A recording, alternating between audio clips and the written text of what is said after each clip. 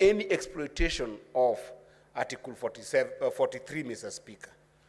And Mr. Speaker, if a governor doesn't show up and disrespect committees of the House, Mr. Speaker, I think that this is the best definition of a crime. And what I was expecting, Mr. Speaker, is perhaps a guidance to the committees of the respective, the chairs of the respective committees, that they recommend prosecution of such a governor. Because I don't think that having Inspector General of Police bring a governor who is rogue, who is exploiting his people, who is not performing for his people, who is actually wasting the resources of his people, and you want someone to appear before us, and he doesn't show up, just bring him before us doesn't help the people to get their services. Let the chairpersons of these respective committees recommend prosecutions, and let those recommendations come in form of a report to this House. Let us ratify those reports through the process of debates and consideration in this House, and let us forward the recommendations to DPP and recommend a prosecution. And I hope that Governor of Isiolo will be the first one to face the wrath of a House of Parliament that protects the people against such exploitation. So, Mr. Speaker, recommend prosecution of this governor. I think Senator Gloria. Thank you, Mr. Speaker. Allow me first to raise a point of concern, Mr. Speaker, on our systems, Mr. Speaker.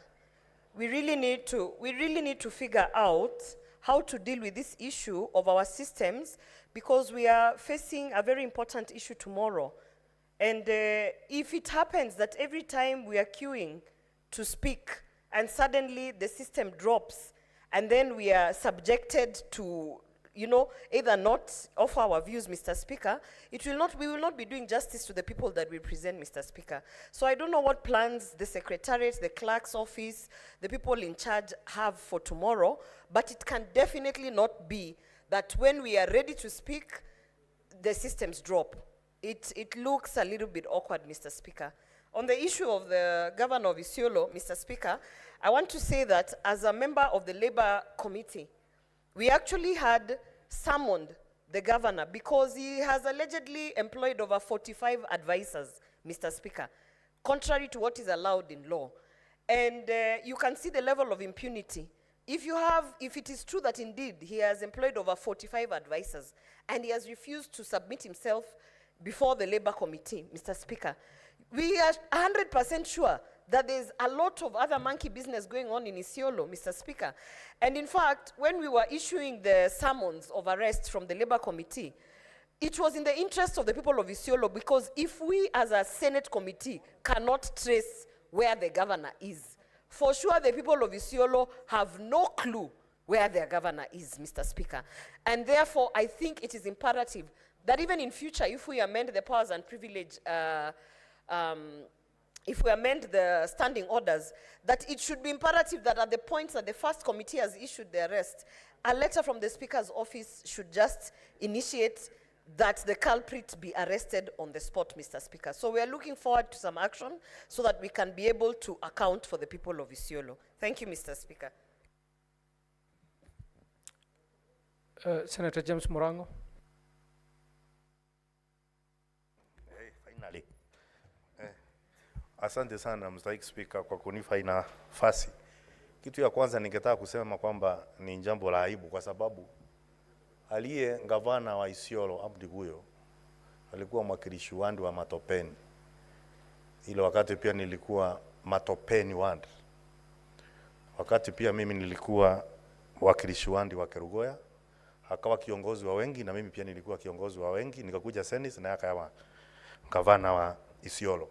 Na kwa sababu tunaamini kwamba ukipitia kutoka wewe ni mwakilishi wandi na umefika mahali ulipo, pia unakuwa umesoma mambo mengi. Na ni vibaya na aibu kuonekana kwamba sasa wale wanaofika kuwa mangavana kupitia mawakilishi wandi ni kama watu ambao pia wanaanza kuvunja sheria. Hiyo ni kutuharibia hata sisi, Mr. Speaker. La pili niseme kwamba Seneti tio tingatinga ambayo inatumika kutengeneza barabara mahali kuna mawe na miti, ikimaliza inawekwa kando isiharibu barabara. Tunapokuja huku kupitisha fedha ambazo mangavana wanatumia, lazima kwamba wajue ya kwamba lazima tutafuatilia kuona zile fedha zinafanya kazi. Na kwa hivyo gavana anapoarifiwa kwamba anafaa kufika katika kikao kwa kamati ya Seneti, anafaa kwa mapema afike, akuja jieleze. Hii sasa inaonekana ni kinaya na pia ni kukosea Senate heshima, kwa sababu siku zote hizo wameitwa wamekataa kukuja. Mstahiki Speaker, niliangalia wakati kulikuwa na kikao ya Speaker ambapo gavana huyo alimtusi seneta wa Narok katika kikao. Na niseme kwamba hiyo si mzaa, sio kitu ya kufurahia. Ni kitu ambayo pia inaonyesha kwamba watu wa Isiolo kama sisi hatuwezi kuwatetea.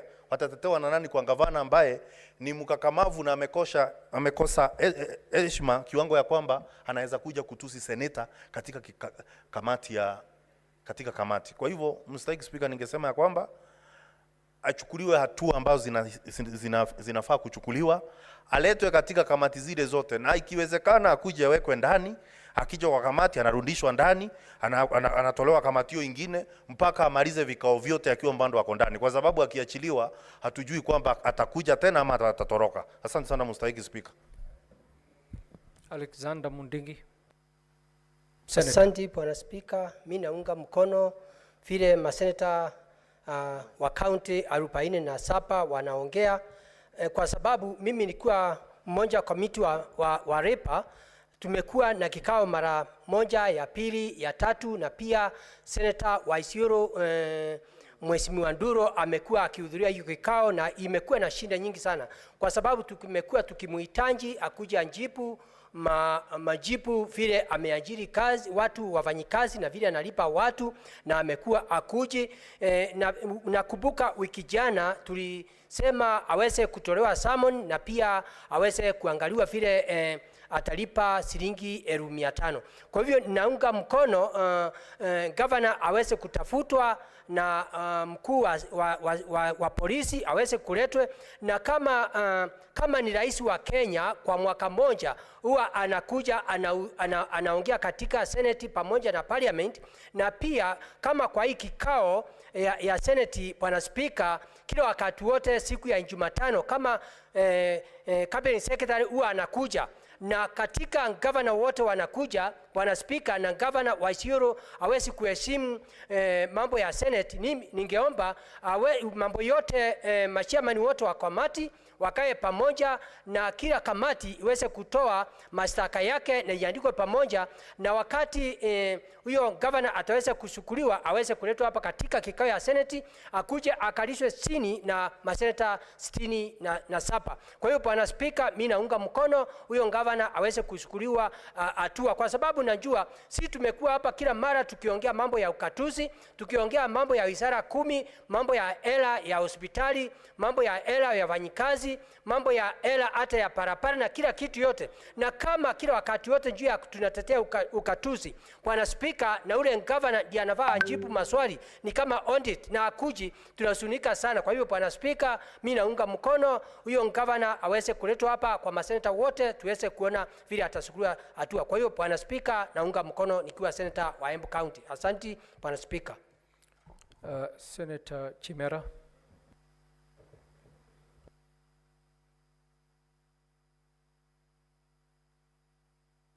Asante sana Bwana Speaker kwa fursa hii. Bwana Speaker, ni kupongeze sana kwa ujumbe huu ambao ni muhimu sana katika uendeshaji wa shughuli za bunge la Seneti hili. Bwana Speaker, kwa kweli gavana huyu kutoka Isiolo amekuwa donda sugu lisilopona Bwana Speaker.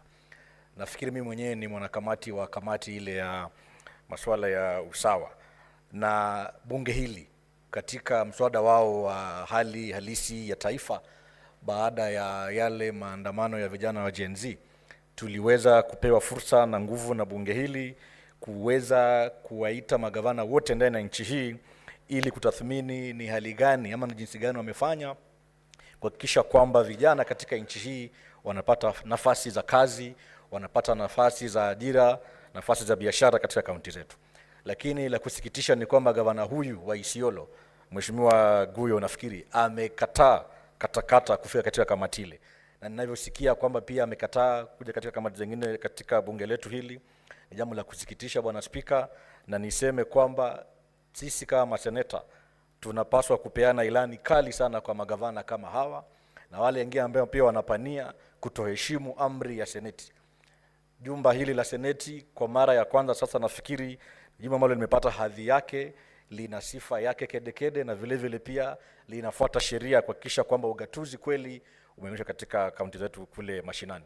Mimi naomba tu kwa wale magavana ambao wanataka kuenda njia hii ya gavana wa Isiolo, tunawapa ilani ya kwamba sisi kama maseneta, ikiwemo mimi seneta kutoka kaunti ile yangu ya Kwale, hatutalala katika kazi yetu, hatutazembea. Tutahakikisha kwamba wewe kama gavana ambaye unapata fedha ya serikali ya umma kumfanyia mwananchi kazi, utaweza kuwajibika, na ni lazima ufike katika kamati zetu za seneti hili uweze kujieleza, na si kwamba tunakushutumu.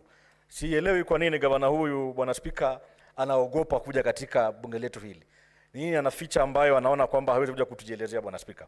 Mimi naomba hatua kali chukuliwe, kando na yale uliyasema katika ujumbe wako Bwana Spika. Gavana aweze kukamatwa ikiwezekana hata leo, ili aweze kupewa fursa ya kuja katika bunge hili na ajieleze na tuone ni nini anachokificha katika kaunti yake ile ya Isiolo. Asante sana Bwana Spika. Senator Mofaya. Thank you very much, Honorable Speaker. Honorable Speaker, I want to support this motion by Senator of Isiolo. Honorable Speaker, I've been around for the last close to 2 years now. I serve in various committees, including being the chair of delegated registration in the Senate. Honorable Chair, I have observed with a lot of dismay that there is purported emergent overrated rivalry between governors and senators for no apparent reason. No, Honorable Speaker, oversight is a constitutional obligation. Senator Duro is not pursuing her own interest for that matter. She is doing what is exactly enshrined in the Constitution. So the governor of Isiolo is not, the rivalry is not between the governor and the senator. The rivalry is between what the Constitution really dictates. That the governor has to obey the summons, the invitation from various committees. And you know, Honorable Speaker, I have observed that quite a number of people who have served as members of parliament, who have served as members of the Senate, who have served as the members of the county assembly, are very defiant and raw when it comes to appearing before Senate committee. I don't know for what reasons.